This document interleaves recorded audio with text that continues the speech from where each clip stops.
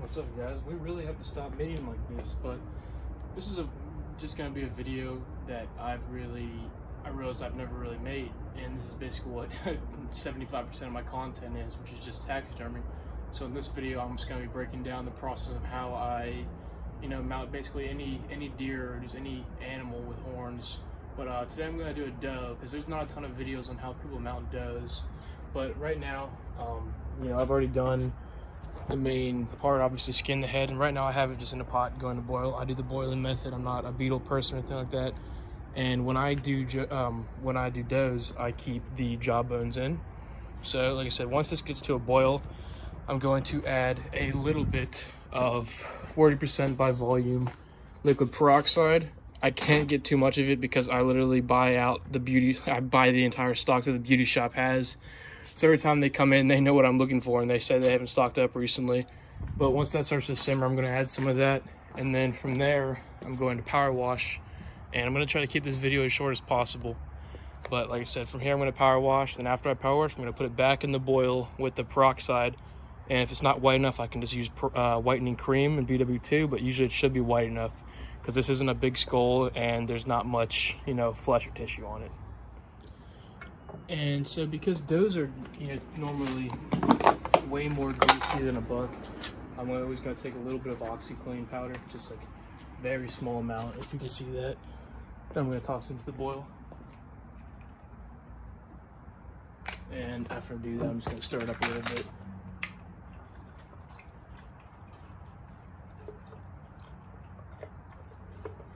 And that'll just help to degrease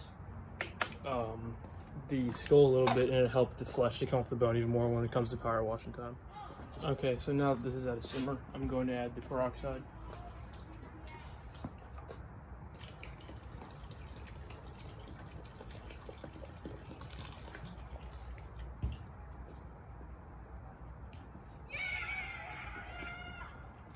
Just doing one bottle for now, since it's not a ton of water, and I don't want to use more than I have to. But like I said, this stuff, Salon Care, it's the best stuff to use. So once I take the skull and the jawbones out of the boiling pot, it's probably been boiling for about a few minutes. I'm gonna hold the skull between my feet and wash it so it doesn't get jostled around, everything like that. I'm gonna clean every hole and every orifice. Don't want any extra meat or tissue. And then I'm gonna get to the brain about right here coming up. And clean the brain cavities just like putting a spoon in like the sink when it's turned on. It goes everywhere. So my tip is you really want to start, your washer after it has already been inserted into the brain cavity here. Okay, so I'm probably going to cut a lot of this video and just talk over in a voiceover, but at this step, you've gotten most of your flesh off, most of the skin, everything like that. However, you're going to have a good amount of, stuff in here. So there's a little ear socket right here. There's some flesh covering up, but you'll be able to see it easily. You can pop it off, right there where it sticks out, and then tap it with the screwdriver, or you can stick that screwdriver and pry it out. But sometimes I do like to just see if I can get first try here. I might fast forward through this, but yep, there we go. Comes off just like that. So I fast forwarded through this part just because it was just, me cleaning out the back of the skull. But what I was really trying to emphasize was getting as much of that little ear socket out as possible, hollowing that spot out. You'll see me start to, pry it out with the screwdriver.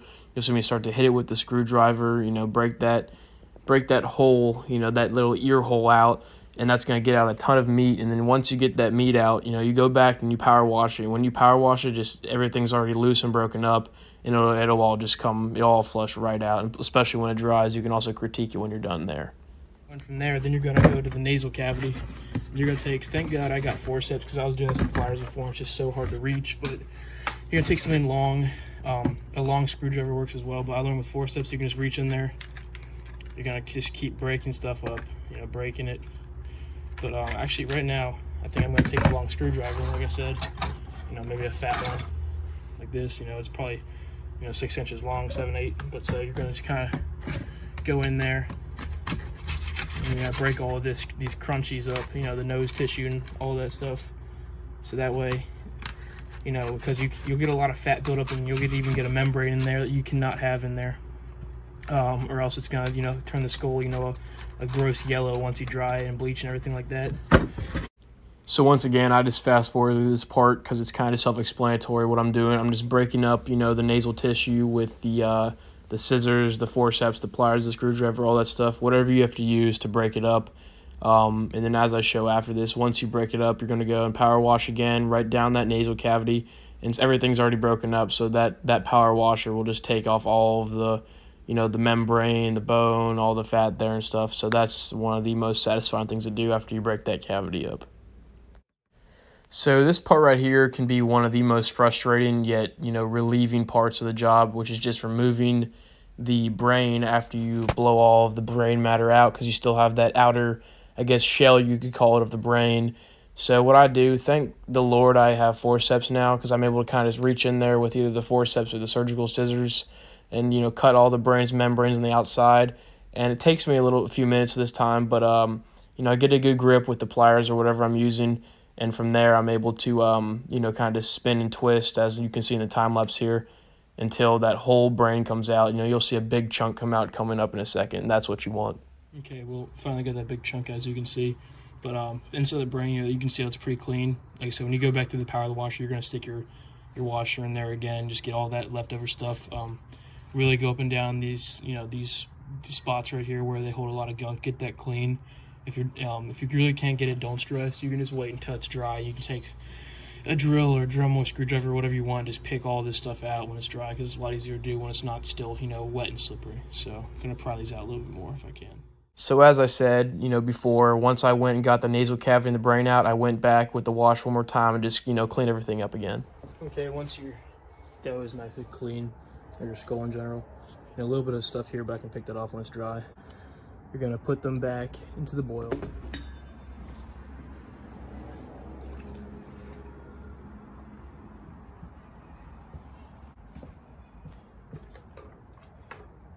So since I didn't want to waste any more peroxide than I had to, I realized I had to put some more in. So that's just what I did right here to make that skull, nice and clean, pearly white.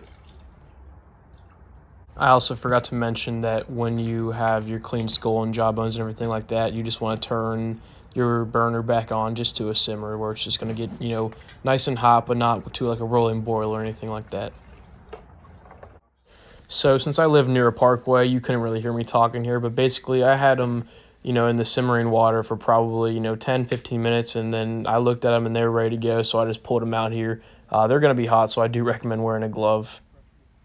Dry for a little bit, then there's not many steps left after that, just being creative and having fun.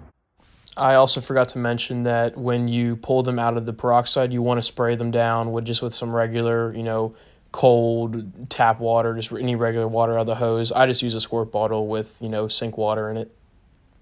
Okay, so as I said, once it's, dry, done with the boil and you wash it off, I'm just going to take, pliers, scissors, screwdrivers, soft-bladed knives, anything that will be able to scrape off this excess, meat and flesh, fat, everything that's left. As I said before, once you break that, you want kind of a hole here. People will hollow it out with a drill sometimes. Like I said, I just hit it with the screwdriver as I showed. Brain cavity's clean, as you can see. You can even see through the nasal cavity from here. Nasal cavity is clean as well. There's some crunchy stuff in there, but that's all just, skin. There's no membranes or anything in there. Or not skin, but just bone and stuff like that, and you can shake a lot of it out. There, see, there's a piece right there.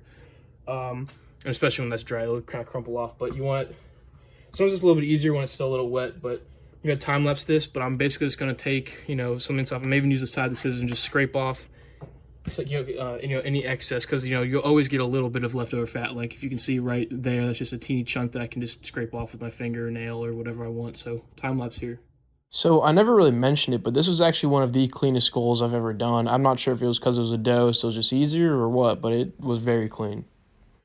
Okay, so I'm going to try to slow the time lapse down like I just did, and you can see I actually, was able to pop off the rest of the ear cavity. I didn't even have to pick anything out. It just, all of that excess meat here came out as soon as I pried that, that there's a small little ear hole that you can see, when you have the skull in person. You can stick a thin screwdriver and literally pry it like a crowbar, and that whole spot comes out. So she's very clean. This one is actually the cleanest skulls I've ever done. So my girlfriend should be happy, because this is the doe that she killed the other day. I'm going to make it look all, nice and fancy. Might have my mom break out the bedazzler and make the mount look good. So from here, right now, we're just going to, you can stop watching the video if you're not planning on putting anything on a plaque. But the rest of this video is going to be making this skull shinier with Mop and Glow, creating the plaque and attaching it to the plaque with my method. So going downstairs to do mop and glue now. Okay, so now that we are at the final station where I go and do all my my shining and antler cleanup of products. As you can see, this one's still sitting here, the Sick Deer, and that's the final product. Antlers are shine, blah blah blah. But here I'm going to take generic mop and glow. You can get a full bottle for like $2.99 at Walmart, whatever it is. This has lasted me for 2 or 3 years now, and I like to put a little bit of it in like a Tupperware or something. And right here it's very self-explanatory. You're just taking your typical brush, anything, dipping it in the mop and glow, and you're just gonna cover the surface of the skull, because that's going to bring out a little bit more like a shiny look, so it doesn't look so dull.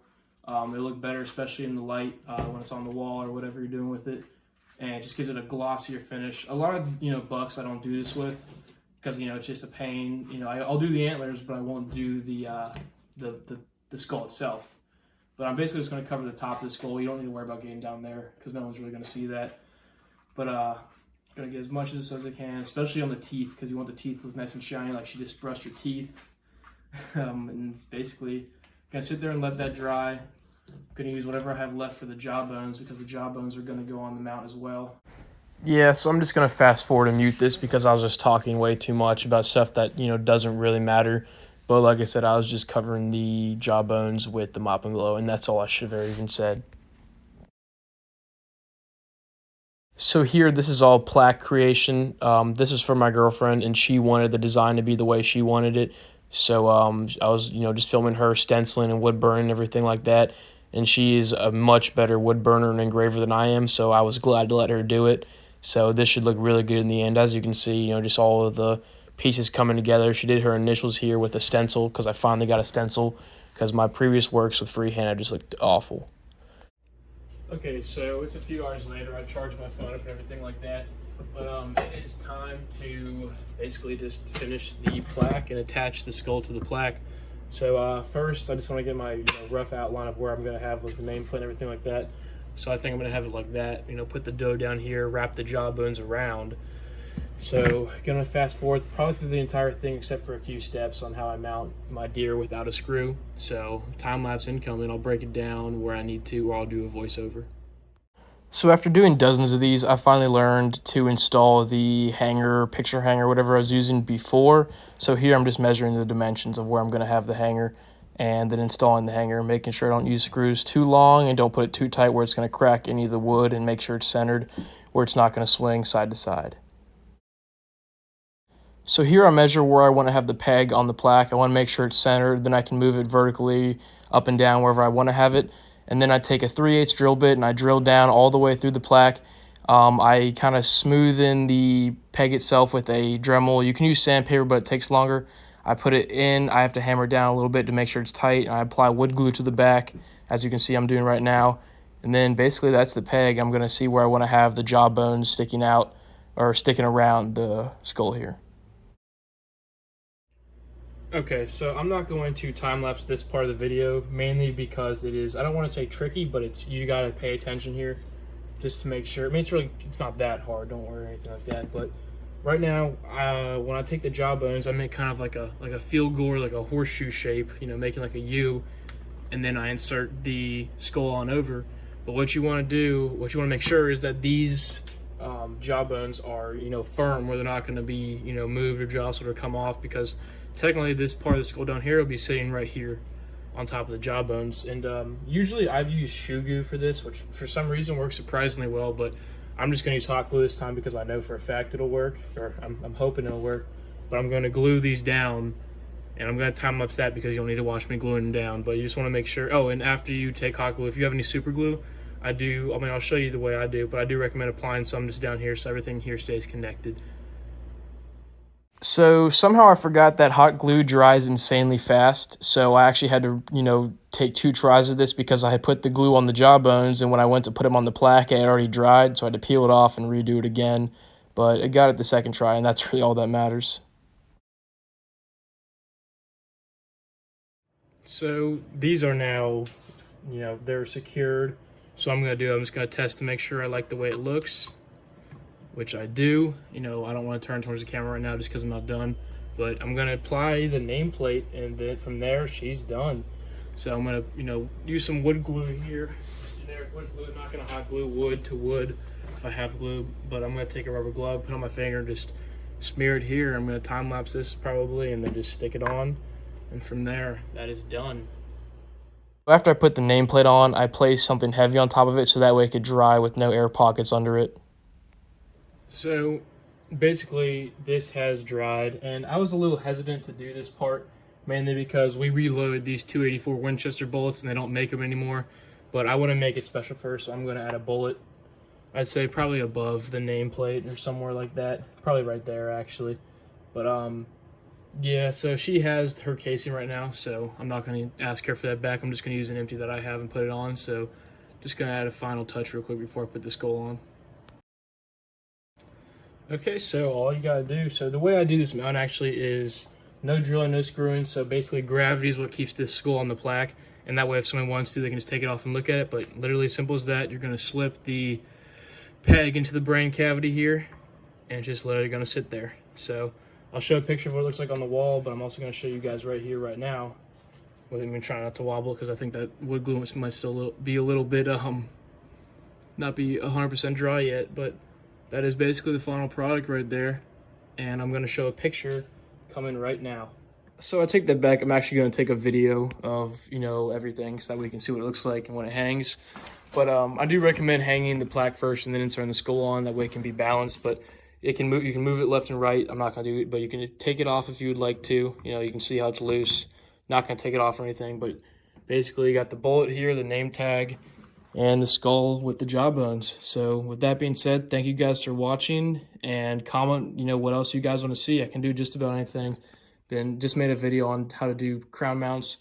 I do turkeys in the spring. Never made a video before. I've done a video on this deer here. So yeah, thank you for watching. Stay mad.